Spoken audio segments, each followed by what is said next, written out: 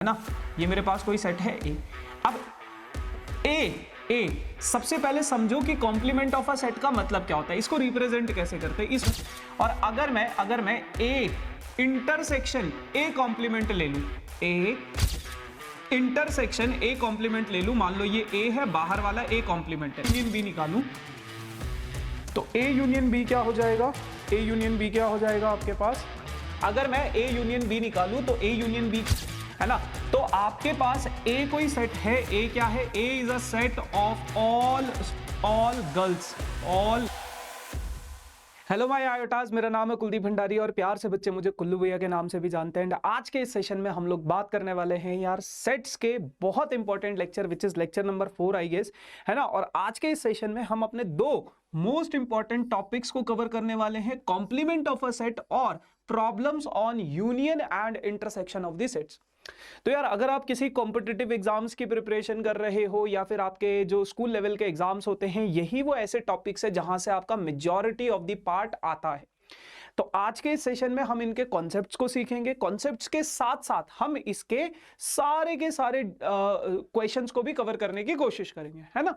तो आज के इस सेशन के बाद आपको कॉम्प्लीमेंट ऑफ अ सेट का जो बेसिक है वो समझ आ जाएगा, और number of elements present in A union B वो किसके बराबर होता है, वो फॉर्मूला रिलेटेड क्वेश्चंस को कैसे अप्रोच करना है, ये भी आप लोगों को काफी हद तक समझ आ जाएगा। ठीक है भैया, तो बढ़ते हैं आगे बिना किसी देरी के साथ। लेकिन अगर अभी तक आप लोगों ने सेशन को लाइक नहीं किया, मेक श्योर सेशन को लाइक कर दो, दोस्तों के साथ शेयर कर दो, चैनल पर अगर कोई नया है तो चैनल को सब्सक्राइब आप लोग कर देना। तो सबसे पहले समझते हैं यार कॉम्प्लीमेंट ऑफ अ सेट होता क्या है। देखो, अगर मैं मान लो ये मेरे पास वेन डायग्राम अगर मैं बनाऊं, मान लो ये मेरे पास यूनिवर्सल सेट है और ये मेरे पास कोई सेट है ए, है ना, ये मेरे पास कोई सेट है ए। अब ए सबसे पहले समझो कि कॉम्प्लीमेंट ऑफ अ सेट का मतलब क्या होता है, इसको रिप्रेजेंट कैसे करते हैं। इसको रिप्रेजेंट करते बेटा ए कॉम्प्लीमेंट से, है ना। तो ए कॉम्प्लीमेंट क्या होगा, ए कॉम्प्लीमेंट एक ऐसा सेट है, एक ऐसा सेट है जिसमें जितने भी एलिमेंट्स प्रेजेंट है वो ए को छोड़ के बाकी के जितने भी एलिमेंट्स प्रेजेंट है उन सभी एलिमेंट्स के सेट को कॉम्प्लीमेंट ऑफ अ सेट बोला जाता है। जैसे मान लो अगर मैं वेन डायग्राम से कॉम्प्लीमेंट ऑफ अ सेट को ड्रॉ करना चाहूं तो मैं इस प्रकार से ड्रॉ करूंगा कि यार ए को छोड़ के बाकी जो भी एरिया आपके पास बच गया, बाकी जितने भी आपके पास सेट्स ऑफ नंबर्स है वो सारे के सारे सेट्स आप लोगों के पास क्या है, कॉम्प्लीमेंट, ए कॉम्प्लीमेंट है। तो ए कॉम्प्लीमेंट क्या हो जाएगा आपके पास, यूनिवर्सल सेट में से, ए कॉम्प्लीमेंट क्या हो जाएगा, यूनिवर्सल सेट में से अगर मैं अपना ए सब्ट्रैक्ट कर दूं तो मेरे को क्या मिल जाता है, ए कॉम्प्लीमेंट मिल जाता है। तो ए कॉम्प्लीमेंट है क्या, असल में ए कॉम्प्लीमेंट एक ऐसा सेट है जिसमें ए के एलिमेंट्स को छोड़ के बाकी के एलिमेंट्स प्रेजेंट होते हैं। तो क्या मैं ए कॉम्प्लीमेंट को ऐसे लिख सकता हूं कि यार एक्स, ए के अंदर कोई, ए कॉम्प्लीमेंट के अंदर कोई एलिमेंट है एक्स, और ये जो एक्स है अगर ये ए कॉम्प्लीमेंट से बिलोंग कर रहा है तो साथ के साथ ही ये जो x है वो a से बिलोंग नहीं करना चाहिए, है ना, क्योंकि a को छोड़ के बाकी जितने भी एलिमेंट्स प्रेजेंट होंगे वो सारे के सारे आपके पास a कॉम्प्लीमेंट कहलाते हैं। जैसे अगर मान लो मेरे पास है यूनिवर्सल सेट है कि सेट ऑफ नेचुरल नंबर्स, है ना, set of natural numbers universal set है। तो अगर मैं, या फिर एक काम करते हैं, ऐसा इतना कॉम्प्लिकेटेड ना करके इसको सिंपल कर देते, 1 2 3 4 5 6, है ना, 10 तक फर्स्ट 10 नेचुरल नंबर से ए जो सेट है वो है बेटा 1 2 3, ए जो सेट है वो है इवन नंबर्स का सेट 2 4 6 8 और 10। तो ए कॉम्प्लीमेंट क्या हो जाएगा यार, यूनिवर्सल में से बाकी के जो एलिमेंट्स, ए के एलिमेंट्स निकाल दो, तो जो एलिमेंट्स आपके पास बच गए हैं ये आपके पास ए कॉम्प्लीमेंट कहलाता है ना। तो ए कॉम्प्लीमेंट क्या है, यूनिवर्सल में से आप ए के एलिमेंट्स निकाल दो, वो आपके पास कॉम्प्लीमेंट बच जाता है। तो A complement is a set, then the complement of set A is the set of all elements of U in which are not the element of A। वो A का एलिमेंट नहीं होना चाहिए। A कॉम्प्लीमेंट को symbolically आप इस तरीके से रिप्रेजेंट करते हो और ये इसका डिफिनेशन हो जाता है। ठीक है जी, ये है। तो ये बात हम कर चुके। अब जैसे ए कॉम्प्लीमेंट के ना कुछ प्रॉपर्टीज होती हैं, उन प्रॉपर्टीज को समझते हैं बारी बारी से। मान लो मेरे पास कोई सेट है ए, अगर मैं इसका यूनियन इसके ही कॉम्प्लीमेंट के साथ लूं, वेन डायग्राम, देखो वेन डायग्राम एक बहुत बेहतरीन टॉपिक है आप लोगों के कॉन्सेप्ट्स की क्लियरिटी के लिए। देखो मान लो मेरे पास ये कोई सेट है, मान लो मेरे पास ये कोई यूनिवर्सल सेट है और इसके अंदर ये ए है, तो बाकी का बचा हुआ क्या हो जाएगा, ए कॉम्प्लीमेंट हो जाएगा।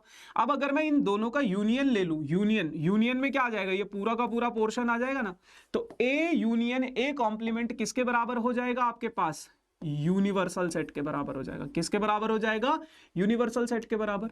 और अगर मैं ए इंटरसेक्शन ए कॉम्प्लीमेंट ले लूं, ए इंटरसेक्शन ए कॉम्प्लीमेंट ले लूं, मान लो ये ए है, बाहर वाला ए कॉम्प्लीमेंट है, तो आपको पता है ए इंटरसेक्शन ए कॉम्प्लीमेंट यानी कि इन दोनों में कॉमन क्या है, इन दोनों में कॉमन क्या है यार, देखो ए कॉम्प्लीमेंट ये है बाहर वाला और ए क्या है, अंदर वाला, तो इनमें कितने एलिमेंट्स ऐसे हैं जो कॉमन है, कितने एलिमेंट्स ऐसे हैं जो कॉमन है इनमें, ये आपके पास ए है, तो इनमें कॉमन क्या आ रहा है, इनमें तो कॉमन कुछ भी नहीं आ रहा है, तो इनका जो ए इंटरसेक्शन ए कॉम्प्लीमेंट हो जाएगा वो क्या हो जाएगा मेरे भाई, फाई हो जाएगा, एम्प्टी सेट हो जाएगा, एम्प्टी सेट। आप एग्जांपल्स लेके भी कर सकते हो, आप ना एग्जांपल्स लेके भी कर सकते हो, यूनिवर्सल सेट ले लो 1 to 10 तक, फिर ए को मान लो 1 2 3 4 तक, और फिर उस हिसाब से करने की कोशिश करोगे तो फिर उस बेसिस पे भी आप इन चीजों को समझ पाओगे।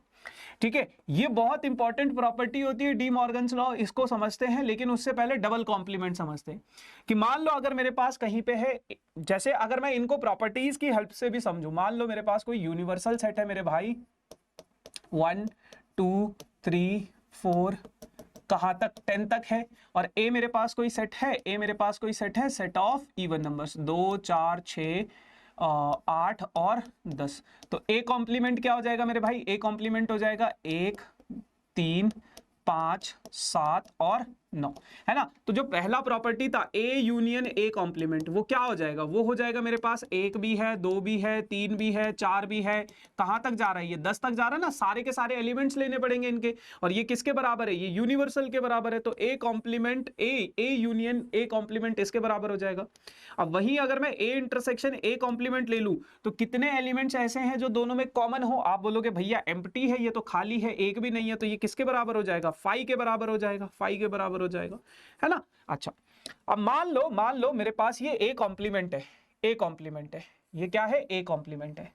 अब अगर मैं ए कॉम्प्लीमेंट का भी कॉम्प्लीमेंट निकालना चाहता हूं, ए कॉम्प्लीमेंट का भी कॉम्प्लीमेंट निकालना चाहता हूं, तो इसका मतलब क्या होगा, यूनिवर्सल में से ए कॉम्प्लीमेंट सब्ट्रैक्ट करना पड़ेगा, क्योंकि ए अगर आपके पास कोई सेट है तो ए कॉम्प्लीमेंट क्या होता है, यूनिवर्सल में से उस सेट को रिमूव कर दो, है ना, ए को रिमूव कर दो। अब यानी कि ए कॉम्प्लीमेंट का अगर मुझे कॉम्प्लीमेंट निकालना है तो यूनिवर्सल से क्या सब्ट्रैक्ट करना पड़ेगा, ए कॉम्प्लीमेंट। तो यूनिवर्सल अगर मेरे पास 1 से लेकर 10 तक है, उससे अगर मैं ये ए कॉम्प्लीमेंट सब्ट्रैक्ट कर दूं तो मेरे पास क्या बचेगा बेटा, 2 बचेगा, 4 बचेगा, 6 बचेगा, 8 बचेगा और 10 बचेगा, है ना। यूनिवर्सल से ये माइनस करोगे तो यही तो बचेगा, और ये किसके बराबर है, ए के बराबर है, तो ए कॉम्प्लीमेंट का कॉम्प्लीमेंट किसके बराबर हो जाएगा, ए के बराबर हो जाएगा, है ना। ऐसे आप नंबर्स लेके चीजों को सॉल्व कर सकते हो। ठीक है, आखिर में आप लोगों के पास क्या है, फाई का कॉम्प्लीमेंट यूनिवर्सल सेट होता है और यूनिवर्सल का कॉम्प्लीमेंट फाई होता है। इसको लॉ ऑफ एम्प्टी और एम्प्टी एंड यूनिवर्सल सेट भी बोला जाता है। इसको बोला जाता है लॉ ऑफ डबल कॉम्प्लीमेंट। ठीक है, इसको बोला जाता है complement law. De Morgan's law बहुत ज्यादा इंपॉर्टेंट है, लेकिन इसको आप समझ लेना कि फाई का कॉम्प्लीमेंट जो होगा वो यूनिवर्सल, कुछ नहीं का कॉम्प्लीमेंट, कुछ नहीं का ओपोजिट क्या होता है, सब कुछ, और सब कुछ का ओपोजिट क्या होता है, कुछ नहीं। तो इस तरीके से आप इसको समझ सकते हो। अब ये डी मॉर्गन्स लॉ क्या कहते हैं, कहते हैं ए यूनियन बी का अगर मैं कॉम्प्लीमेंट करूंगा तो A complement intersection B complement. आओ समझते हैं। मान लो मेरे पास ये ए है और दो सेट है। ए है मान लो मेरे पास 1 2 3 4 और 5 और 6, और बी है मान लो मेरे पास 4 5 7 9 और 10 है। ठीक है जी, ये है। अब अगर मैं ए यूनियन बी निकालूं, तो ए यूनियन बी क्या हो जाएगा, आपके पास, अगर मैं ए यूनियन बी निकालूं तो ए यूनियन बी क्या हो जाएगा आपके पास, ए यूनियन बी हो जाएगा आपके पास कितना, 1 2 3 4 5 6 के बाद 7 9 और 10, ये हो जाएगा, है ना, ये हो जाएगा ए यूनियन बी, है ना। अब अगर मैं ए यूनियन बी का कॉम्प्लीमेंट निकालूं, ए यूनियन बी का कॉम्प्लीमेंट निकालूं तो इसके लिए आपको एक यूनिवर्सल सेट भी डिफाइन करना पड़ेगा। तो मान लो जो मेरा यूनिवर्सल सेट है, जो मेरा यूनिवर्सल सेट है वो क्या है, 1 2 3, वो कहां तक है, वो है मेरा 20 तक है मान लो, या 15 तक है मान लो, 15 तक, set of first 15 natural numbers. अच्छा इसमें 7, एक काम करो इसमें एक और एलिमेंट ऐड कर दो, 8 भी ऐड कर दो, तो यहाँ पे क्या हो जाएगा 7 8 और 9 और 10 भी हो जाएगा। ठीक है जी। अच्छा अब यूनिवर्सल सेट अगर 15 तक है तो ए यूनियन बी का कॉम्प्लीमेंट क्या हो जाएगा, यूनिवर्सल में से ए यूनियन बी का कॉम्प्लीमेंट, ए यूनियन बी क्या करना है, सब्ट्रैक्ट करना है। यूनिवर्सल क्या है 1 से लेके 15 तक, ए यूनियन बी क्या है 1 से लेके 10 तक, तो ये कितना बच जाएगा 11 12 13 14 और 15, ये बच जाएगा, है ना, ये बच जाएगा। ए और बी आपके पास दो सेट हैं, उसके लिए आपने यूनिवर्सल भी डिफाइन कर दिया, और ए यूनियन बी आपके पास ये हो जाता है, A complement, A union B का कॉम्प्लीमेंट आपने निकाल दिया। अब अगर मैं ए का कॉम्प्लीमेंट निकालूं, ए का कॉम्प्लीमेंट क्या होगा, ए का कॉम्प्लीमेंट होगा यूनिवर्सल में से ये नंबर्स आप हटा दो, तो ए का कॉम्प्लीमेंट क्या होगा 1 2 3 4 5 6, यानी कि 7 8 9 10 11 12 13 14 और 15, ये हो जाएगा। अगर मैं बात करूं बी के कॉम्प्लीमेंट की, तो यूनिवर्सल में से ये हटा दो, 4 5 हटा दो, क्या क्या बचेगा, 1 बचेगा, 2 बचेगा, 3 बचेगा, 4 5 6 बचेगा, 7 7 हटाना है, 7 हटाना है, 8 8 हटाना है, 9 हटाना है, 10 हटाना है, फिर 11 बचेगा, 12 बचेगा, 13 बचेगा, 14 बचेगा और 15 बचेगा। अब अगर मैं A complement intersection B complement निकालता हूं, इन दोनों का इंटरसेक्शन, तो देखो दोनों में कॉमन क्या है, ये चीज कॉमन है दोनों में, 11 से लेके 15 तक के नंबर, तो 11 12 13 14 और 15 ये कॉमन है। और ये जो है आपके पास ए यूनियन बी का कॉम्प्लीमेंट, ए यूनियन बी का कॉम्प्लीमेंट यही तो था, यही तो था, तो A complement intersection B complement आपके पास किसके बराबर आ गया, ए यूनियन बी के कॉम्प्लीमेंट के बराबर आ गया। ऐसे समझना है आपको इन लॉज को, है ना, डी मॉर्गन्स लॉ को। तो ए यूनियन बी का जो कॉम्प्लीमेंट है मेरे भाई किसके बराबर हो जाएगा, A complement intersection B complement के बराबर हो जाएगा। उसी प्रकार से अगर मैं ए इंटरसेक्शन बी निकाल लूं, यहां से ये जो है मेरे पास, यहां पे अगर मैं ए इंटरसेक्शन बी निकाल लेता, यहां पे अगर मैं ए इंटरसेक्शन बी निकाल लेता, तो ए इंटरसेक्शन बी क्या होता है 4 5, सिर्फ 4 और 5, सिर्फ कितना है 4 और 5, ठीक है। अच्छा अब अगर मैं ए कॉम्प्लीमेंट मैं क्या करता हूं, ए का कॉम्प्लीमेंट यूनियन बी का कॉम्प्लीमेंट निकाल लेता हूं। ए का कॉम्प्लीमेंट क्या है, ये सारा है, बी का कॉम्प्लीमेंट क्या है, ये सारा है, इन दोनों का यूनियन, अच्छा ए सॉरी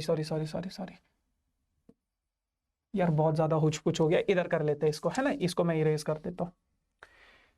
आपके पास ए इंटरसेक्शन बी आपके पास कितना आ गया था, ए इंटरसेक्शन बी आ गया था आपके पास 4, 5। अब अगर मैं ए इंटरसेक्शन बी का कॉम्प्लीमेंट निकालूं, तो क्या करना पड़ेगा, यूनिवर्सल में से ए इंटरसेक्शन बी माइनस करना पड़ेगा, है ना। तो यूनिवर्सल क्या है 1 से लेके 15 तक की गिनती, उनमें से बस 4 और 5 को हटा दो, मतलब 1 2 3 और फिर 4 और 5 हटाएंगे तो 6 7 8 9 10 15 तक, है ना, ये हो जाएगा इसका कॉम्प्लीमेंट। अब अगर मैं A complement union B complement लिखूं, ए कॉम्प्लीमेंट ये है, बी कॉम्प्लीमेंट ये है, तो इन दोनों का यूनियन 1 है 2 है 3 है, 1 है 2 है 3 है, 3 के बाद क्या है 6 है, 3 के बाद क्या है 6 है, फिर 7 है 8 है 9 है 10 है ना, 15 तक के नंबर से। तो क्या ये दोनों सेम नहीं है, 1 2 3 6 7, 1 2 3 6 7 8 9 10। तो इसका मतलब क्या है, ए इंटरसेक्शन बी का जो कॉम्प्लीमेंट है वो हो जाएगा A complement union B complement के बराबर। ये आपके दो बहुत इंपॉर्टेंट प्रॉपर्टीज है डी मॉर्गन्स लॉ, इनको ध्यान रखना। तो जब ए यूनियन बी का कॉम्प्लीमेंट होगा तो A complement intersection B complement, और ए इंटरसेक्शन बी कॉम्प्लीमेंट होगा तो A complement union B complement. ठीक है जी। चलो अब कुछ सवालों को देख लेते हैं कि किस प्रकार से करोगे। जैसे आपके पास ये एक यूनिवर्सल सेट है, आपके पास ये ए है, फाइंड ए कॉम्प्लीमेंट आपको निकालना है। तो ए कॉम्प्लीमेंट क्या हो जाता है मेरे भाई, ए कॉम्प्लीमेंट हो जाता है यूनिवर्सल सेट में से आप ए हटा दोगे, तो ए कॉम्प्लीमेंट क्या हो जाएगा आपके पास, यूनिवर्सल ए हटा दो तो 1 हटा दो, फिर 3 हटा दो, फिर 5 हटा दो, फिर 7 हटा दो, फिर 9 हटा दो, तो क्या बच जाएगा आपके पास? 2 4 6 8 और 10, ये बच जाएगा। ठीक है जी।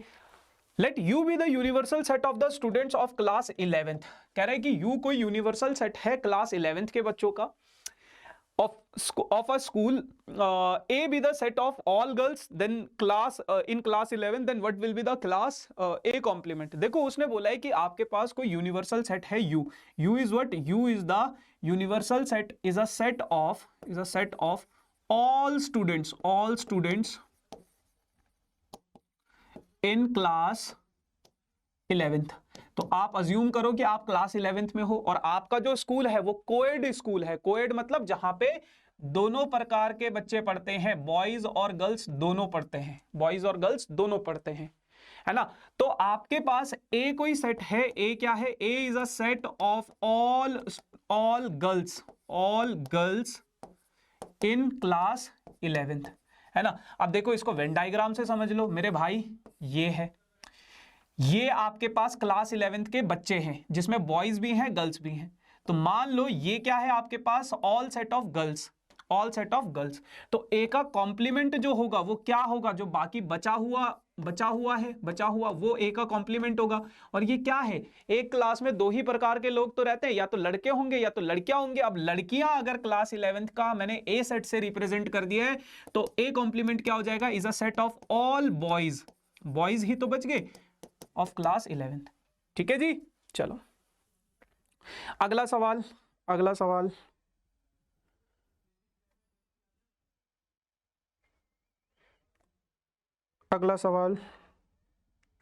हाँ, U आपके पास कोई यूनिवर्सल सेट डिफाइन है, A दे रखा है, B दे रखा है, find A complement, B complement, A complement, intersection B complement, A union B, सब कुछ निकालना है। ठीक है, तो पहले मैं लिख लेता हूं U क्या है आपके पास? U है आपके पास 1 2 3 4 5 और 6, ये आपके पास यूनिवर्सल सेट है। अगर मैं A की बात करूं तो A आपको दिया गया है 2,3, और अगर मैं B की बात करूं तो B आपके पास दिया गया है कितना? 3 4 5, 3 4 5, ये दिया गया है ना। आ जाओ। अब अगर मैं बात करूं A कॉम्प्लीमेंट की, A कॉम्प्लीमेंट की, तो A कॉम्प्लीमेंट क्या हो जाएगा? इस पूरे में से 2 और 3 घटा दो बस, 1 4 5 और 6, ये हो जाएगा। अगर मैं बात करूं बेटा B कॉम्प्लीमेंट की, तो B कॉम्प्लीमेंट क्या हो जाएगा? यूनिवर्सल में से B घटा दो, तो 3 4 और 5 घटा दोगे तो 1 2 और 6 बच जाएगा। फिर उसके बाद अगर मैं A complement intersection B complement निकाल लूं, यहीं से अगर मैं A complement intersection B complement निकाल लो, इन दोनों का इंटरसेक्शन क्या है जो दोनों में कॉमन है? क्या है दोनों में कॉमन? 1 है और 6 है, 1 है और 6 है, 1,6 हो जाएगा। अब अगर मैं A यूनियन B भी निकाल लूं कि A यूनियन B क्या है, A यूनियन B क्या है, तो इन दोनों से अगर मैं A यूनियन B निकाल लूं तो ये A यूनियन B हो जाएगा। तो A यूनियन B क्या हो जाएगा? 2 है, 3 है और 4 है और 5 है, 4 है और 5 है। अब अगर मैं A यूनियन B का कॉम्प्लीमेंट भी निकाल लूं, यानी कि यूनिवर्सल में से A यूनियन B क्या करना है आपको? हटाना है। तो यूनिवर्सल क्या है आपके पास? ये है, इससे आप 2 3 4 5 हटा दो तो कितना बचेगा? 1,6 बचेगा। और आपको दिख रहा है 1,6 यहां पे भी है, यहां पे भी है। तो इस तरीके से आप प्रूफ कर सकते हो कि A यूनियन B का जो कॉम्प्लीमेंट है वो किसके बराबर है? A complement intersection B complement के बराबर, डी मॉर्गन्स लॉ। ठीक है जी। चलो, तो ये बहुत सिंपल सी कहानी थी यूनियन कॉम्प्लीमेंट के ऊपर। कॉम्प्लीमेंट का यूनियन क्या होता है, ये किस तरीके से काम करता है, और वेन डायग्राम बहुत इंपॉर्टेंट रोल प्ले करता है। ठीक है, अब कुछ 2-3 फॉर्मूले हैं, कुछ 2-3 आइडेंटिटीज हैं जिनको आपको समझना बहुत ज्यादा जरूरी है। तो इनके बारे में बात करते हैं और समझते हैं कि क्या चीजें हैं ये।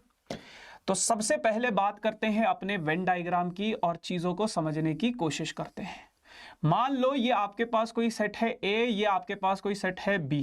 ठीक है, ये सेट है आपके पास A मेरे भाई, ये सेट है आपके पास B। ठीक है जी, आ जाओ यार। अगर मैं A यूनियन B के एलिमेंट्स देखूं, देखो अगर मैं बात करूं number of elements present in A union B, A union B में कितने एलिमेंट्स प्रेजेंट है ना। तो अगर मैं इन इन इन चीजों को देखो, इसको ना थोड़ा सा बड़ा कर देते हैं।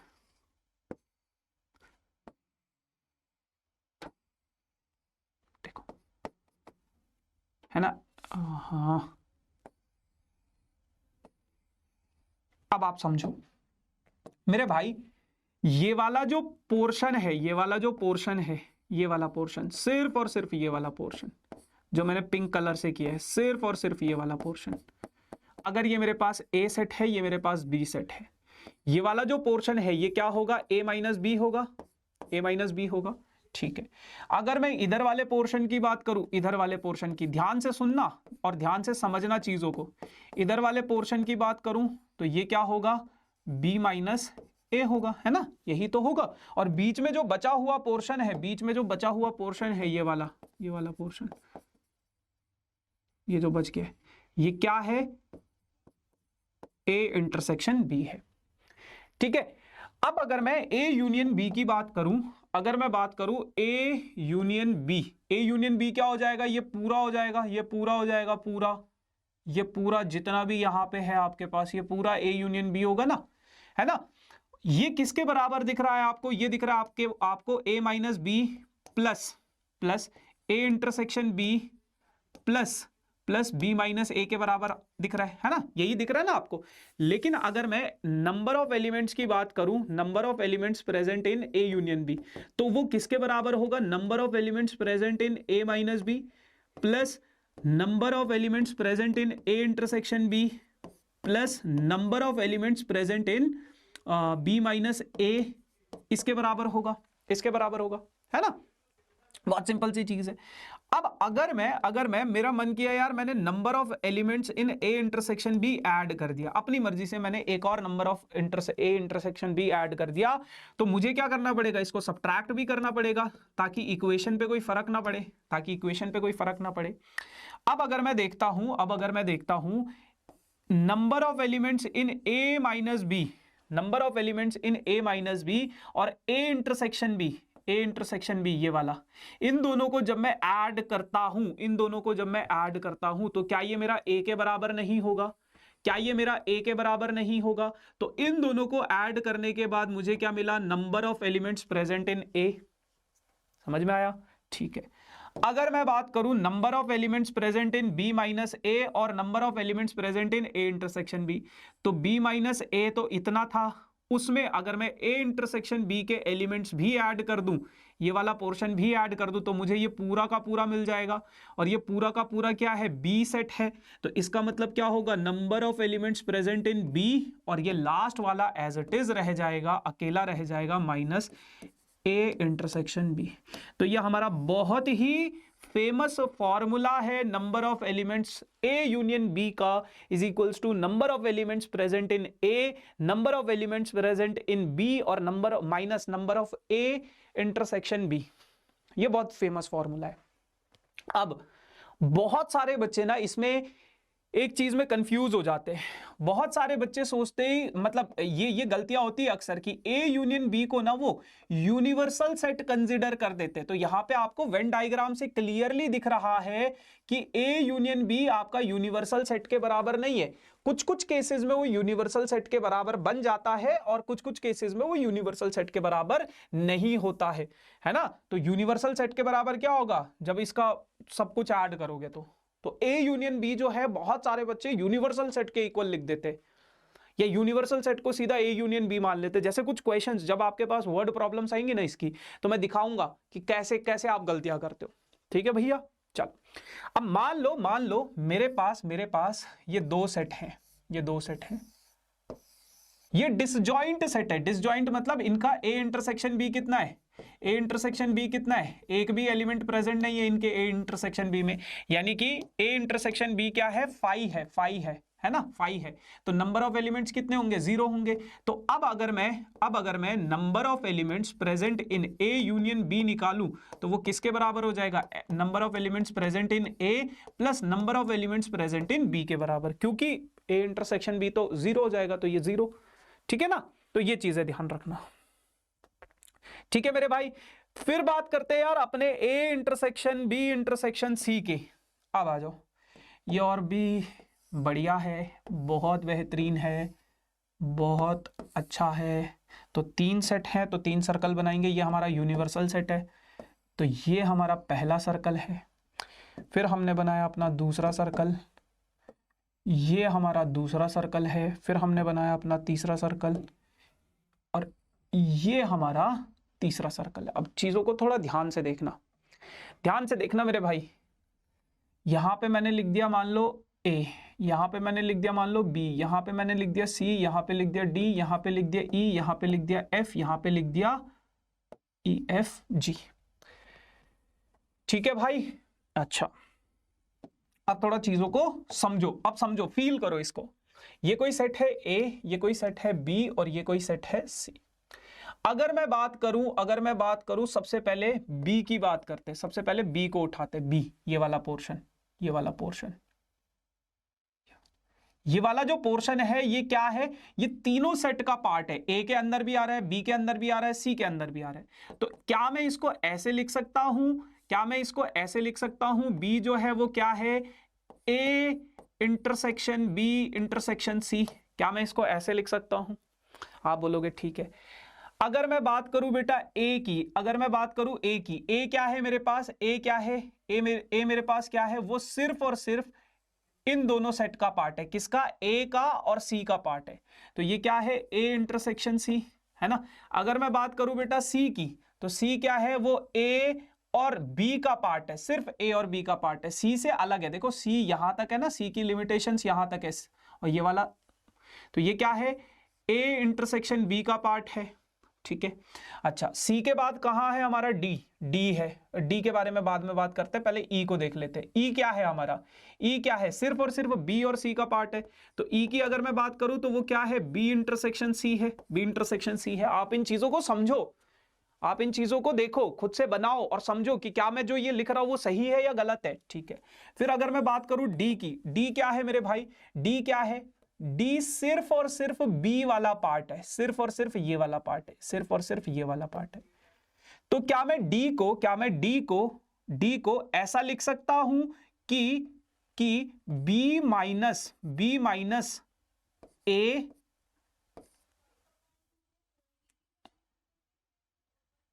बी माइनस ए एंड सी।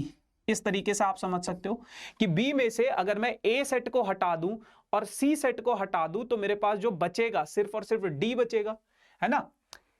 अगर मैं बात करूं एफ की, तो एफ क्या है मेरे पास, सी में से अगर मैं ए और सी में से अगर मैं ए एंड बी के एलिमेंट्स हटा दूं तो वो बच जाएगा। और अगर मैं बात करूं जी की, तो ये क्या हो जाएगा, ए में से मुझे बी एंड सी के एलिमेंट्स रिमूव करने। आप इसको समझो, है ना, यही तो है हमारे पास, यही तो चीजें हैं। अगर मैं इस फिगर को देखूं, अब इसमें ना हमें करना क्या होता है, इसमें हमें जैसे हमने नंबर ऑफ एलिमेंट्स का फॉर्मूला पढ़ा था ना, तो अब ए यूनियन बी का, तो सेम चीज अब हमें A union B union C में कितने एलिमेंट्स प्रेजेंट होंगे। तो A union B union C, ये है आपके पास, ये पूरा, ये पूरा, ये पूरा, ये पूरा, ये पूरा है A union B union C. ये क्या है, ये पूरा है। तो अब आप ध्यान से देखो, ये किसके बराबर होगा बेटा, A plus B plus C plus D plus E plus F plus G, इसके बराबर होगा A union B union C. अगर मैं नंबर ऑफ एलिमेंट्स इनको नंबर ऑफ एलिमेंट्स इसमें प्रेजेंट है जो, इसके बराबर होगा वेन डायग्राम के हिसाब से। अब चीजों को थोड़ा सा ध्यान से देखना, मुझे क्या करना है, मुझे ए सेट बनाना है, ए। तो ए क्या है, ए क्या है मेरे भाई, ए है हमारे पास A plus B plus C plus G. A क्या है, A plus B plus C plus G. तो A plus B plus C plus G, है ना। तो इन सबको यूज करके मैंने क्या कर दिया, ए बना दिया। ठीक है। अच्छा, अब मुझे बी भी बनाना है, बी भी बनाना है। तो बी के अंदर क्या प्रेजेंट है, देखो जो जो यूज हो गया उसको मैं सर्कल कर रहा हूं, ए यूज हो गया, बी यूज हो गया, सी यूज हो गया और जी यूज हो गया। अब मुझे बी बनाना है, बी बनाना है। बी को कैसे बनाऊंगा? बी में क्या क्या प्रेजेंट है? बी में क्या क्या प्रेजेंट है? डी प्रेजेंट है, सी प्रेजेंट है, ई प्रेजेंट है और बी प्रेजेंट है। तो क्या यहां पे डी है? बिल्कुल है, डी है। क्या यहां पे ई है? बिल्कुल ई है। बट क्या यहां पे सी और बी नहीं है, क्योंकि वो तो पहले ही यूज हो चुके ना। तो मैंने क्या किया, मैंने सी को ऐड किया और बी को भी ऐड किया और साथ के साथ क्या कर दिया? सब्ट्रैक्ट भी कर दिया। तो अब अगर मैं D plus E plus C plus B देखूं तो ये मेरे पास क्या हो जाएगा? Number of elements present in B, है ना। उसी प्रकार से मुझे अब सी को भी इंक्लूड करना है। सी में क्या क्या प्रेजेंट है? सी में क्या क्या प्रेजेंट है? देखो, ए प्रेजेंट है, बी प्रेजेंट है, ई प्रेजेंट है और एफ प्रेजेंट है ना सी में। तो क्या यहां पे मेरे पास, देखो मेरे पास क्या है? सिर्फ और सिर्फ एफ प्रेजेंट है, बट मेरे पास ए नहीं है, बी नहीं है, मतलब बी है पर माइनस में है, ये है ना, माइनस में है ये। तो मैंने क्या किया? मैंने ए ऐड किया और बी सब्ट्रैक्ट किया। फिर दोबारा से मैंने क्या किया? ए ऐड किया, एक ए ऐड किया और ए सब्ट्रैक्ट भी किया। फिर दोबारा से एक और ए बी ऐड किया और बी सब्ट्रैक्ट भी किया। फिर मैंने क्या किया? ई ऐड किया और ई को सब्ट्रैक्ट भी किया। फिर एफ ऐड किया और एफ को सब्ट्रैक्ट भी किया, है ना। ये चीजें हुई, ठीक है ना। अच्छा, अब अगर मैं चीजों को थोड़ा और देखूं तो मेरे पास क्या है? मेरे पास ए प्लस ई कहां है? सॉरी, ओह एफ तो मेरे पास था ना पहले से। पिंक कलर से करते हैं, काम करते हैं इसको। एफ मेरे पास है, ठीक है। ए मेरे पास है, ठीक है। बी मुझे मिल गया, ठीक है। और ई भी मुझे मिल गया, ये भी यूज हो गया। तो ये क्या हो जाएगा? Number of elements present in C. अब मेरे पास बच क्या क्या गया? मेरे पास क्या क्या चीजें बच गई है? ध्यान से देखना। मेरे पास बचा है माइनस सी, माइनस बी, फिर minus A, minus B, minus ई। ये चीज बच गई है, अब अगर मैं ए इंटरसेक्शन बी को देखूं, तो ए इंटरसेक्शन बी, ए और बी का इंटरसेक्शन, तो क्या है ए और बी का इंटरसेक्शन? सिर्फ और सिर्फ ये वाला पार्ट है बी और सी, बी प्लस सी। तो क्या यहां पे बी और सी मिल रहा है मुझे? बिल्कुल मिल रहा है। अगर मैं इन दोनों से देखो, अगर मैं इन दोनों से माइनस साइन कॉमन ले लूं, बी प्लस सी बच जाएगा, ये minus A minus B minus E as it is. तो क्या मैं इसको ए इंटरसेक्शन बी लिख सकता हूं? माइनस ए इंटरसेक्शन बी, क्या मैं इसको ऐसे लिख सकता हूं? आप बोलोगे भैया बिल्कुल लिख सकते हो। अच्छा, अब मुझे क्या चाहिए? मुझे बी इंटरसेक्शन सी भी चाहिए। मैंने बी इंटरसेक्शन सी को देखा, बी और सी में क्या है, क्या कॉमन है बी और सी में? सिर्फ और सिर्फ बी और ई कॉमन है, बी प्लस ई। तो क्या मुझे यहाँ पे बी और ई भी मिल रहा है? बिल्कुल मिल रहा है। तो ये मेरे पास माइनस बी प्लस सी था, इसको मैं यूज कर चुका, तो इसको मैं अब हटा रहा हूं, है ना। माइनस बी प्लस सी, इसको मैं यूज कर चुका हूं, इसको मैं हटा रहा हूं। तो ये मेरे पास है, तो क्या मैं इसको ऐसे लिख सकता हूं? देखो माइनस ए बचा हुआ है, माइनस मैंने कॉमन ले लिया, तो बी प्लस ई बच गया, है ना। और इस बी प्लस ई को क्या मैं ऐसे लिख सकता हूं? बी इंटरसेक्शन सी, है ना। अब मुझे क्या चाहिए? मुझे ए इंटरसेक्शन सी भी चाहिए। मुझे ए इंटरसेक्शन सी भी चाहिए। और ए और सी में जो है वो क्या है कॉमन? ए और बी कॉमन है। क्या कॉमन है? ए और बी। तो मेरे भाई यहां पे मुझे ए तो मिल रहा है, मतलब क्या बचा हुआ है? सिर्फ ए मिल रहा है ना। कितना बचा हुआ है आपके पास? सिर्फ और सिर्फ ए बचा हुआ है। तो इस ए में अगर मैं एक बी माइनस कर दूं और एक बी ऐड कर दूं, इस ए में एक बी मैं माइनस कर दूं और एक बी ऐड कर दूं, तो माइनस साइन मैं कॉमन ले लेता हूं, ए प्लस बी और plus B as it is बच जाएगा। तो ये जो माइनस साइन था, ये क्या था मेरे पास? ये हो जाएगा मेरे पास ए इंटरसेक्शन सी हो जाएगा। अब मेरे पास सिर्फ और सिर्फ बी बचा है, तो अगर मैं A intersection B intersection C की बात करूं, तीनों में जो कॉमन है वो ये वाला पोर्शन है। जो तीनों सेट में कॉमन है, वेन डायग्राम पे देखो, वेन डायग्राम बहुत इंपॉर्टेंट चीज है। जो तीनों में कॉमन है वो क्या है? वो बी है। तो इसी कारण से अब मेरे पास क्या बचा था? बी ऐड करना था, है ना। कहां है ये बी क्या है? प्लस है। तो ये क्या है? ए इंटरसेक्शन बी इंटरसेक्शन यही तो बचा हुआ था मेरे पास। तो यानी कि number of elements present in A union B union C is equals to number of elements in A, number of elements in B, number of elements in C minus A intersection B, B intersection C, A intersection C, और number of elements present in A intersection B intersection C. ठीक है जी। तो ऐसे वैसे इसका proof आता नहीं है, बट अगर बाई चांस आ गया तो आपकी समझ के लिए बताया मैंने, है ना, इस तरीके से आप इसको समझ सकते हो। ठीक है महाराज, चलो अब बहुत सिंपल सिंपल से सवाल हैं, उन सवालों पे चलते हैं और चर्चा करते हैं कि कैसे कैसे करोगे आप। ठीक है जी, चलो। तो if x and y are two sets such that x union y is 50 elements. देखो बहुत बढ़िया बात बोली गई है कि आपके पास x और y दो सेट हैं और आपको दिया गया है x union y, number of elements present in x union y कितने हैं, 50 एलिमेंट्स प्रेजेंट है। ठीक है, x has 28 elements, number of elements present in x is what, that is 28।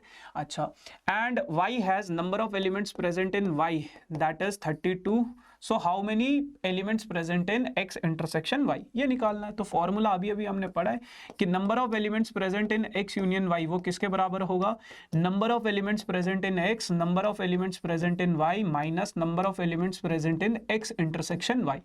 तो number of elements present in x union y is 50, number of elements present in x is 28 plus number of elements present in y is 32 minus number of elements present in x intersection y। तो ये हो जाएगा 50 plus 30 plus 30 कितना हो जाएगा 60 minus number of elements present in x intersection y। 60 को उधर भेजोगे तो 50 माइनस 10 हो जाएगा minus number of elements present in x intersection y, minus से माइनस कट जाएगा तो number of elements present in x intersection y is what, that is 20। ठीक है जी, चलो आ जाओ।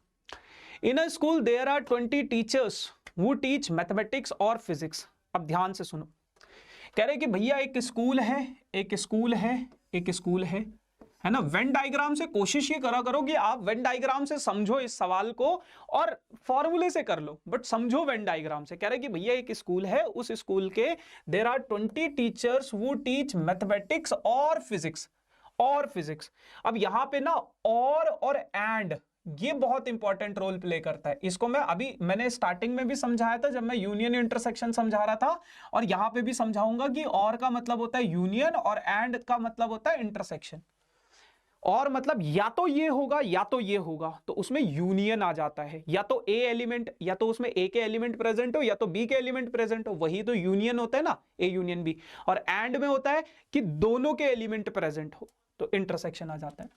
तो एक स्कूल है जिसमें 20 टीचर हैं जो कि मैथमेटिक्स और फिजिक्स पढ़ाते हैं, है ना। ऑफ दीज 12 टीचर्स मैथमेटिक्स, तो नंबर ऑफ एलिमेंट्स वो टीच, तो इसको इस तरीके से आप रिप्रेजेंट करोगे कि let m is a set of teachers who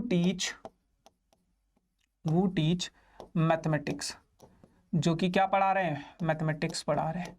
तो कितने हैं, m है ना, m क्या है, कोई सेट है जो कि मैथमेटिक्स पढ़ा रहे हैं। And let p is a set of teachers who teach physics. ठीक है जी, तो ये है। तो अब आपको क्या बोला है, number of teachers who teach mathematics, कितने, 12 टीचर्स क्या है, मैथमेटिक्स पढ़ा रहे हैं। The number of teachers who teach mathematics only 12, and 4 teacher teach both physics and mathematics, और 4 टीचर जो हैं वो फिजिक्स और मैथमेटिक्स दोनों पढ़ा रहे हैं। तो देखो आप इस चीज को समझो, ये कोई सेट है मैथमेटिक्स के टीचर का, इसके अंदर कितने टीचर आ रहे हैं, 12 टीचर आ रहे हैं। अब ये कोई सेट है किसका, फिजिक्स टीचर का। अब यहां पे क्या है, 4 ऐसे टीचर हैं जो फिजिक्स और मैथ्स दोनों पढ़ाते हैं, दोनों। तो यानी कि m इंटरसेक्शन p आपके पास कितना है मेरे भाई, 4 है। ठीक है जी, अच्छा। अब किसी स्कूल में 20 टीचर है वो टीच मैथमेटिक्स और फिजिक्स, या तो वो मैथमेटिक्स पढ़ाते हैं या तो वो फिजिक्स पढ़ाते हैं।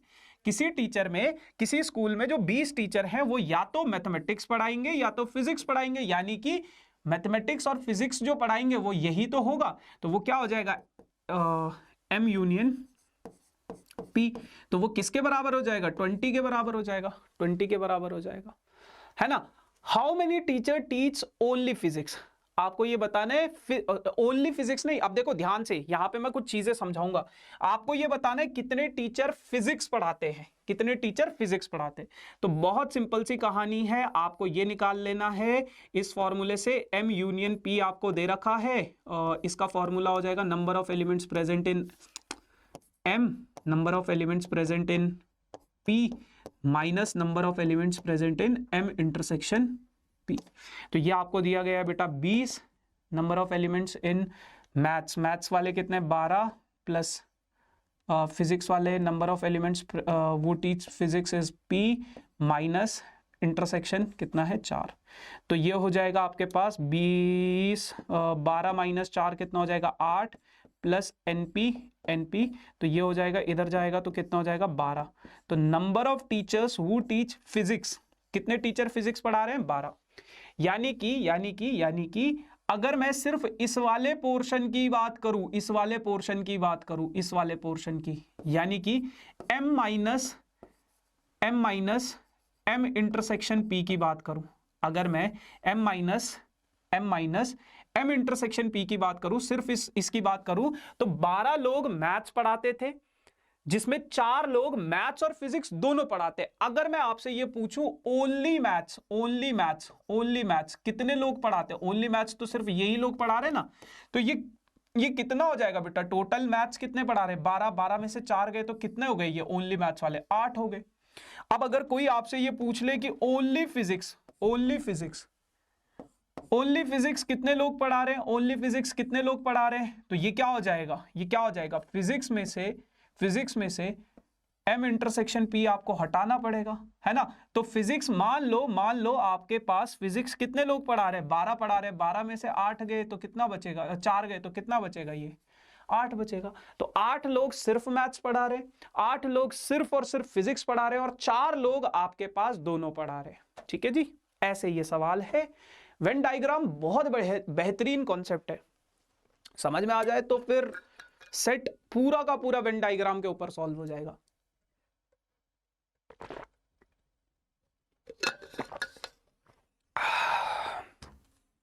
चलो, in a class of 35 students 24 like to play.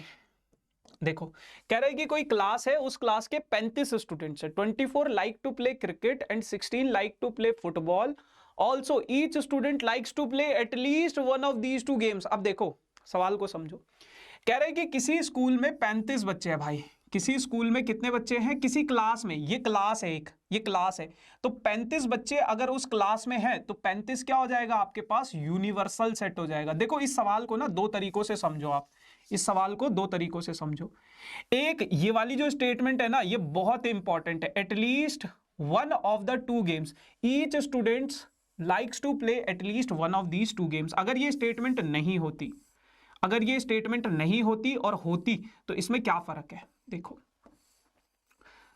उसने बोला है कि किसी स्कूल में, किसी क्लास में कुछ बच्चे क्रिकेट खेलते हैं, कुछ बच्चे फुटबॉल खेलते हैं, है ना, और कुछ बच्चे दोनों भी खेलते होंगे। तो जो क्रिकेट खेलने वाले और टोटल बच्चे कितने? 35 बच्चे। अब 35 के 35 बच्चे कुछ ना कुछ खेलते हैं, तो ये जो 35 के 35 बच्चे होंगे जो कुछ ना कुछ खेलते हैं, वो इसी पोर्शन के अंदर आएंगे, तो ये क्या हो जाएगा? C यूनियन F के बराबर होगा। अगर वो कुछ ना कुछ खेलते हैं, एटलीस्ट कोई ना कोई एक गेम खेलते हैं, तो वो सारा कुछ किसके अंदर आएगा? इसी के अंदर आएगा ना। जो भी बच्चा होगा या तो फुटबॉल खेलेगा या क्रिकेट खेलेगा या दोनों खेलेगा, तो जो भी है वो इसी के अंदर आएगा। लेकिन अगर वो मान लो ऐसा बोल देता कि 35 बच्चे तो हैं, लेकिन 35 में से 5 बच्चे ऐसे हैं जो कुछ नहीं खेलते, है ना। 5 बच्चे ऐसे हैं जो कुछ नहीं खेलते, या वो ऐसी ये वाली स्टेटमेंट लिखता ही नहीं कि 35 बच्चे, कुछ बच्चे क्रिकेट खेलते, कुछ बच्चे फुटबॉल खेलते, लेकिन ऐसा जरूरी नहीं है कि सारे बच्चे कुछ ना कुछ खेलते। तो वो जो 5 बच्चे होंगे, देखो वो जो 5, देखो इसका मतलब क्या है, 30 बच्चे कुछ ना कुछ खेलते हैं, तो वो जो 30 बच्चे होंगे वो कहाँ आएंगे, वो तो इस वाले पोर्शन में आएंगे, इनके अंदर आएंगे कहीं ना कहीं 30 बच्चे। ये 30 बच्चे कहाँ आएंगे, यहाँ। और जो बचे हुए 5 बच्चे हैं जो ना तो क्रिकेट खेलते हैं ना तो फुटबॉल खेलते हैं, वो कहाँ आएंगे, वो यहाँ पे आएंगे, यहाँ पे आएंगे। तो उस केस में आपका ये यूनिवर्सल सेट होता है।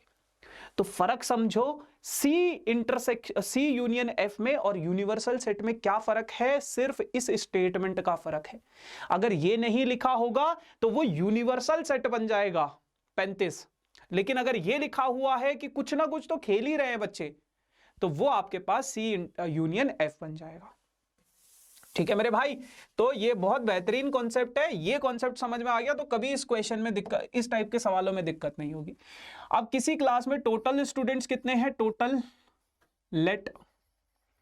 Late C is a set of students, C is a set of students who pledge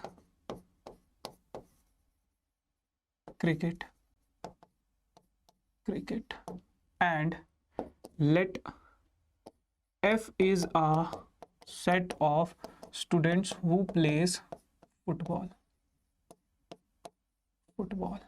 ठीक है, तो ये चीज है। अब देखो total number of students, total number of students कितने हैं, 35 हैं। ठीक है, तो टोटल नंबर ऑफ स्टूडेंट्स, और हर एक बच्चा कुछ ना कुछ गेम खेलता है, तो मैंने आपको बताया ये किसके बराबर हो जाएगा, सी यूनियन एफ के बराबर हो जाएगा 35, है ना, क्योंकि हर बच्चा कुछ ना कुछ खेल रहा है, तो वो 35 बच्चा कुछ ना कुछ खेल ही रहा है ना।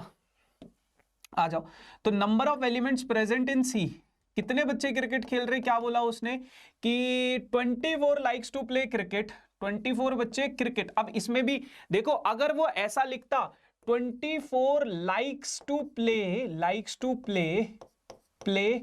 only cricket, अगर वो ऐसा लिख देता है कि 24 बच्चे सिर्फ और सिर्फ क्रिकेट खेलते हैं, फुटबॉल नहीं खेलते, लेकिन इसका मतलब जैसे ये है, तो वो 24 बच्चे कहां आते, यहां आते, अगर ओनली क्रिकेट लिख देता।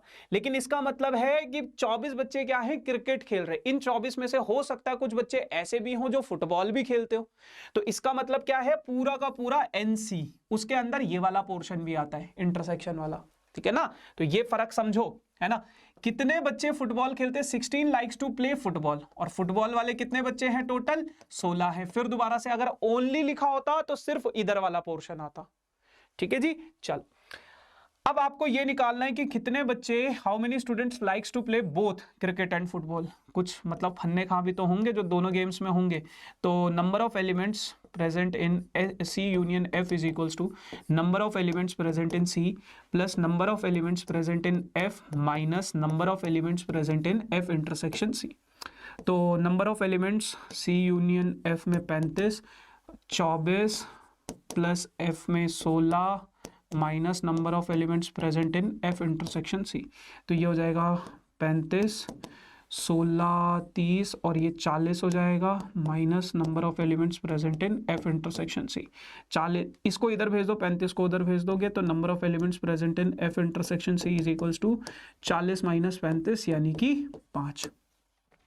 तो क्या मतलब है इसका, इसका मतलब है देखो मैं बहुत डिटेल में समझा रहा हूं चीजों को, कि अगर मान लो आपके पास कुछ बच्चे क्रिकेट खेल रहे हैं, कुछ बच्चे फुटबॉल खेल रहे हैं, जिनमें 5 बच्चे तो ऐसे हैं जो दोनों गेम खेल रहे हैं, 5 बच्चे तो ऐसे हैं जो दोनों गेम खेल रहे हैं, क्रिकेट भी और फुटबॉल भी। तो ये 5 बच्चे हैं जो दोनों गेम खेल रहे हैं। ठीक है, अच्छा अब उसने बोला था क्रिकेट कितने लोग खेल रहे हैं, क्रिकेट 24 लोग खेल रहे हैं। तो सिर्फ क्रिकेट कौन खेल रहा है, सिर्फ क्रिकेट ये वाले बच्चे खेल रहे हैं जो मैं येलो कलर से शेड कर रहा हूं, है ना, सिर्फ क्रिकेट, ओनली क्रिकेट। अगर वो ऐसा पूछ ले आपसे कि ओनली क्रिकेट कितने बच्चे खेल रहे हैं, तो ये वाला पोर्शन होगा ओनली क्रिकेट का। ये वाला पोर्शन क्या है, ओनली क्रिकेट। तो कितने बच्चे हो जाएंगे, 24 में से 5 घटा दो, कितना हो गया, 19 बच्चे। अगर वो ऐसा पूछ लेता कितने बच्चे ऐसे हैं जो सिर्फ फुटबॉल खेल रहे हैं, सिर्फ फुटबॉल, तो सिर्फ फुटबॉल वाला ये वाला पोर्शन हो जाएगा, ये वाला पोर्शन हो जाएगा, सिर्फ फुटबॉल। सिर्फ फुटबॉल। तो सिर्फ फुटबॉल कितने बच्चे खेल रहे? 16 में से 5 गया, कितना बचेगा? 11 बचेगा, है ना। तो ये ऐसे है, ये क्या है? Only football. तो इसको समझना बहुत जरूरी है। वेन डायग्राम के थ्रू आप कॉन्सेप्ट्स की क्लियरिटी लेते हो। बहुत सारे बच्चे क्या करते हैं, फॉर्मूला रट लेते हैं और फिर समझ नहीं आता उनको कहाँ पे इंटरसेक्शन यूज करना है, कहाँ पे यूनियन यूज करना है, वो समझ ही नहीं पाते। ठीक है, अब जैसे ये बहुत बेहतरीन सवाल है, कह रहा है इन सर्वे ऑफ 400 स्टूडेंट, 400 बच्चों का सर्वे किया गया, 100 were listed as taking apple juice, 100 बच्चे उनमें से क्या लेते हैं? एप्पल जूस लेते हैं। 150 एज टेकिंग ऑरेंज जूस, और 150 बच्चे क्या करते हैं? ऑरेंज जूस लेते हैं। 75 were listed as taking both apple and orange. ठीक है, find how many students were taking neither apple nor. ठीक है, तो ध्यान से समझो, ध्यान से समझो। कह रहा है कि यार 400 बच्चों का सर्वे लिया गया, 400 बच्चों का सर्वे लिया गया, उसमें कुछ बच्चे एप्पल जूस लेते हैं और कुछ बच्चे ऑरेंज जूस लेते हैं, और कुछ बच्चे ऐसे भी होंगे जो दोनों जूस लेते हैं, है ना। तो आओ समझते हैं टोटल नंबर ऑफ स्टूडेंट्स कितने हैं। टोटल नंबर ऑफ स्टूडेंट्स कितने हैं? टोटल नंबर ऑफ स्टूडेंट्स क्या है? 400 बच्चे हैं, 400 बच्चे हैं। 400 में से देखो, 400 में से कुछ बच्चे एप्पल जूस लेते हैं, मान लो ये वाले क्या है? एप्पल जूस वाले हैं, और ये क्या है? ऑरेंज जूस वाले हैं। तो लेट A is a set of students taking apple juice. A क्या है? एप्पल जूस वाले स्टूडेंट्स हैं, है ना। और let O is a set of students taking orange juice. Orange juice है, O का सेट क्या है? ऑरेंज जूस है। अब आप एक चीज को समझो, देखो 400 में से 100 बच्चे एप्पल जूस ले रहे हैं, तो number of elements present in A set कितना हो जाएगा? 100 बच्चे। 100 बच्चे क्या कर रहे हैं? सिर्फ और सिर्फ एप्पल, और सिर्फ एप्पल नहीं, एप्पल जूस ले रहे हैं। अब इन 100 में से हो सकता है कुछ बच्चे ऐसे हो जो ऑरेंज जूस भी ले रहे हो, है ना। तो ये क्या है? NA है। NA यानी कि ये पूरा का पूरा पोर्शन, इस पोर्शन में A इंटरसेक्शन B भी आएगा, A इंटरसेक्शन O भी आएगा, ठीक है ना। अच्छा, दूसरा क्या बोला है? 75 were listed as apple juice as well as orange juice, और 75 बच्चे ऐसे हैं जो एप्पल जूस भी ले रहे हैं और ऑरेंज जूस भी ले रहे हैं। तो ये आपके पास क्या हो जाएगा? ये हो जाएगा, है ना। 100 बच्चे, 150 बच्चे is taking orange juice only, और 150 बच्चे ऐसे हैं आपके पास जो सिर्फ और सिर्फ क्या कर रहे हैं? ऑरेंज जूस ले रहे हैं, और सिर्फ ऑरेंज नहीं, ऑरेंज जूस ले रहे, सॉरी। तो ये कहानी है आपके पास। देखो बहुत सिंपल सी कहानी। अगर मैं इसको वेन डायग्राम से समझूं, तो ये वाला जो पोर्शन है, ये क्या हो जाएगा? ये क्या हो जाएगा आपके पास? ऐसे 75 बच्चे ऐसे हैं जो दोनों ले रहे, 75 स्टूडेंट्स हैं। अब एप्पल जूस कितने ले रहे थे? 100 बच्चे ले रहे थे। तो अगर मैं सिर्फ और सिर्फ एप्पल की बात करूं, सिर्फ और सिर्फ एप्पल की, इस वाले पोर्शन की बात करूं, सिर्फ और सिर्फ इस वाले पोर्शन की बात करूं, तो ये कितना हो जाएगा हमारे पास? ये वाला पोर्शन सिर्फ और सिर्फ इतना जो इस कलर से शेडेड है, वो क्या हो जाएगा? 100 में से क्या करोगे? ये ऑरेंज वाला माइनस कर दोगे ना, क्योंकि 100 में क्या है? 100 में तो पूरा आ रहा है, 100 में तो पूरा ये चपेटे में आएगा। लेकिन अगर मैं बात करूं सिर्फ और सिर्फ अपने इस वाले पोर्शन की, तो कितने बच्चे सिर्फ और सिर्फ एप्पल जूस लेंगे? तो वो क्या हो जाएगा? 100 माइनस 75, यानी कि 25 बच्चे ऐसे हैं जिनको ऑरेंज जूस बिल्कुल नहीं पसंद, वो सिर्फ और सिर्फ एप्पल जूस ले रहे। और अगर मैं बात करूं यहां की, जो बच्चे सिर्फ और सिर्फ ऑरेंज जूस ले रहे हैं, सिर्फ और सिर्फ क्या कर रहे हैं? ऑरेंज जूस ले रहे हैं, ऑरेंज जूस ले रहे हैं। तो ऑरेंज जूस कितने बच्चे ले रहे हैं? ऑरेंज जूस कितने बच्चे ले रहे हैं? 150 थे टोटल। अब 150 में से आपके पास 75 बच्चे ऐसे थे जो एप्पल जूस भी ले रहे थे। तो अगर मैं सिर्फ और सिर्फ ऑरेंज की बात करूं, ओनली ऑरेंज, तो 150 में से 75 गए तो कितना बचेगा? 75 बच जाएगा, है ना। तो ये कहानी है। अब उसने पूछा क्या है? ऐसे लोग बताओ जो ना तो, कुछ लोग ऐसे भी हैं जिनको ना तो एप्पल जूस पीना है ना तो ऑरेंज जूस पीना है। तो आपको पता था सर्वे कितने लोगों का हुआ है? 400 लोगों का हुआ है। तो ये 400 लोग हैं। रेक्टेंगल के अंदर कितने लोग हैं? 400 लोग हैं। रेक्टेंगल के अंदर कितने लोग हैं? 400 लोग हैं। उन 400 लोगों में से 25 लोग सिर्फ एप्पल जूस पीते हैं, 75 लोग सिर्फ ऑरेंज पीते हैं, और 75 लोग दोनों पीते हैं। तो अब आपको अगर ये निकालना है कि ऐसे लोग बताओ जो ना तो एप्पल जूस पीते हैं ना तो ऑरेंज जूस पीते हैं, तो ये वाला पोर्शन हो जाएगा। यानी कि 400 में से अगर मैं ये माइनस कर दूं 75, 400 में से अगर मैं ये वाला 25 माइनस करूं, फिर ये वाला 75 माइनस करूं और फिर वो वाला 75 माइनस करूं, तो मेरे पास ये मिल जाएगा ना कि कितने बच्चे आपके पास ना तो ऑरेंज जूस ले रहे हैं ना तो ये ले रहे। तो कैसे करोगे आप लोग, 400 माइनस 175, तो ये आ जाएगा आपके पास कितना, 225 बच्चे ना तो वो ऑरेंज जूस पीते हैं ना तो एप्पल जूस पीते। एक तो ये वेन डायग्राम हो गया, वेन डायग्राम से आपको कॉन्सेप्ट समझ में आ गया होगा। अब समझो कि इसको करोगे कैसे। तो आपको बेटा ये समझ में आ गया, ये जो total number of students they रखे हैं ये आपका ए यूनियन बी नहीं है, ये आपका यूनिवर्सल सेट है। क्योंकि कुछ लोग अगर वो मान लो ऐसा बोलता कि each student is taking either Apple juice और ऑरेंज जूस, हर एक बच्चा या तो एप्पल जूस ले रहा है या तो फिर ऑरेंज जूस ले रहा है, तो आपके पास ये 400 जो है वो बन जाता आपके पास ए यूनियन ओ। तब ये 400 इसके बराबर होता है। लेकिन उसने ऐसा बोला नहीं है। कुछ 400 में से कुछ लोग ऐसे भी हैं जो ना तो एप्पल जूस ले रहे ना तो ऑरेंज जूस ले रहे, ठीक है ना। तो ये यूनिवर्सल सेट है। तो आप क्या करोगे, सबसे पहले ए यूनियन ओ निकालोगे। तो ए यूनियन ओ क्या हो जाएगा, number of elements present in A, number of elements present in O minus A intersection O. तो अगर मैं बात करूं ए यूनियन ओ की, तो ए यूनियन ओ आपके पास क्या हो जाएगा, ए यूनियन ओ आपको निकालना है। Number of elements present in A कितना है, 100 है। Number of elements present in O कितना है, 150 है। Number of elements present in A intersection O कितना है, 75 है। तो ये हो जाएगा 100 प्लस 75 तो 175। 175 लोग ऐसे हैं जो कुछ ना कुछ जूस पी रहे हैं, या तो ऑरेंज का पियेंगे या तो ये मतलब इस तरीके से कुछ ना कुछ जूस पी रहे। तो ए यूनियन ओ क्या है, students who is taking either Apple juice और ऑरेंज जूस, है ना। ये हो गया। अब आपको क्या निकालना है, ना तो एप्पल जूस ना तो ऑरेंज जूस। तो आपको ये निकालना है neither number of students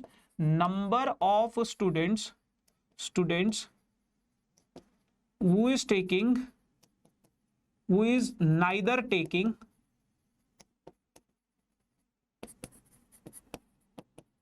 Apple और नॉर ऑरेंज जूस। ना तो वो एप्पल जूस ले रहा है ना तो वो ऑरेंज जूस ले रहा है। तो यूनिवर्सल में से क्या कर दोगे आप, number of elements in A union O subtract कर दोगे। तो यूनिवर्सल था 400, उसमें से 175 गए तो कितना बचेगा, 225 बच जाएगा। ठीक है जी महाराज जी, आ जाओ अगला सवाल। There are 200 individuals with skin disorders। 200 लोग हैं जिनको कुछ ना कुछ जिनको स्किन डिसऑर्डर है। 120 has been exposed to chemical C1। अब देखो नंबर ऑफ एलिमेंट्स जो हैं वो C1 में कितने हैं, 120 हैं, है ना, 120 है। और 50 लोग क्या हैं, 50 लोग क्या हैं, C2 से मतलब परेशान है, C2 केमिकल से परेशान है। And 30 to both C1 and C2। और इनमें से भी यार 30 लोग ऐसे हैं जो C1 और C2 दोनों से परेशान है, दोनों से, यानी कि 30 लोग ऐसे हैं जो दोनों से परेशान हैं, है ना। तो अब आप फिर दोबारा से समझो कि भैया ये आपके पास एक सेट है जिसमें 200 लोग हैं, जिनको कुछ ना कुछ दिक्कत है। अब अगर मैं बात करूं नंबर ऑफ लोग जो C1 से परेशान है वो 120 है, नंबर ऑफ लोग जो C2 से परेशान है वो 50 है, और नंबर ऑफ लोग जो सिर्फ और सिर्फ C1 और C2 दोनों से परेशान है वो 30 है। अब अगर मैं सिर्फ C1 की बात करूं, सिर्फ C1 की, तो वो कितना हो जाएगा, 120 में से 30 गए तो कितना बचेगा, 90। अगर मैं सिर्फ C2 की बात करूं तो वो कितना हो जाएगा, 20 हो जाएगा, है ना। तो 200 लोग हैं जिनको जिनमें कुछ लोगों को C1 है, कुछ लोगों को C2 केमिकल से परेशान है, लेकिन कुछ लोग, उसने ये नहीं बोला जितने भी लोग हैं या तो वो C1 से परेशान होंगे या तो C2 से परेशान हो सकता है। कुछ लोग 200 में से ऐसे भी हो जो ना तो C1 से परेशान हो ना तो C2 से परेशान हो, किसी और केमिकल से परेशान हो, तो वो भी तो पॉसिबिलिटी है ना। तो ये जो 200 है ना हमारे पास, ये यूनिवर्सल सेट है। यूनिवर्सल सेट कितना है इसमें बेटा? यूनिवर्सल सेट कितना है इसमें? यूनिवर्सल सेट कितना है? Number of elements in universal set कितने हैं? 200 लोग। ठीक है भैया, तो सबसे पहले निकाल लो number of elements present in C1 and C2, either C1 either C2। तो वो क्या हो जाएगा? 120 प्लस 50 माइनस 30, तो ये हो जाएगा आपके पास 20 हो जाएगा ना, 140। यानी कि 100, और यहां से भी आप निकाल सकते हो 90 प्लस 30 120 140। ठीक है, तो chemical C1 but not C2, कितने लोग ऐसे हैं जो सिर्फ और सिर्फ C1 से परेशान हैं, C2 से नहीं परेशान हैं? तो इसमें क्या करोगे आप? C1 में से जो नंबर ऑफ एलिमेंट्स प्रेजेंट है C1 में, उसमें से आप क्या करोगे? Number of elements present in C1 intersection C2, वो क्या कर दोगे? माइनस कर दोगे। तो कितने आ गए थे आपके पास? 90 आ गए थे, है ना, जो सिर्फ और सिर्फ C1 से। Chemical C2 but not C1, कितने लोग ऐसे हैं जो केमिकल C2 से परेशान हैं बट C1 से नहीं? तो यही चीज आप यहां पे भी कर दो, है ना। तो वो मैंने पहले ही निकाल दिया था, कितना हो गया था? 20 हो गया था। केमिकल C1 और C2, कितने लोग ऐसे हैं जो या तो C1 से परेशान होंगे या तो C2 से परेशान होंगे? तो number of elements present in C1 union C2, तो वो हो जाएगा आपके पास कितना? 30, ओ सॉरी 140, है ना, या तो C1 से या तो C2 से। ठीक है भाई, तो ये बहुत बेहतरीन कॉन्सेप्ट था। मेजॉरिटी ऑफ दी आपके क्वेश्चंस जो आते हैं इसी पर्टिकुलर टॉपिक से आते हैं। ऐसे ही क्वेश्चंस आपके एग्जाम में आते हैं, कॉम्पिटिटिव एग्जाम से भी इन्हीं पर्टिकुलर टॉपिक से आपके पास पूछा जाता है। अब हम आगे वाले सेशंस में एक हमारा रह गया है कि मिसलिनियस क्वेश्चंस डिस्कस करेंगे कुछ 15-20, और फिर इस चैप्टर का एक वन शॉट सेशन आएगा। ठीक है भैया, चलो। सो बाकी कोई अगर मुझसे पर्सनली कनेक्ट करना चाहता हो तो ये मेरा पर्सनल इंस्टाग्राम आईडी है, आप लोग कर सकते हो। बाकी thank you so much for joining this session guys. Make sure do like share and subscribe this channel for this type of amazing videos. Tata bye bye.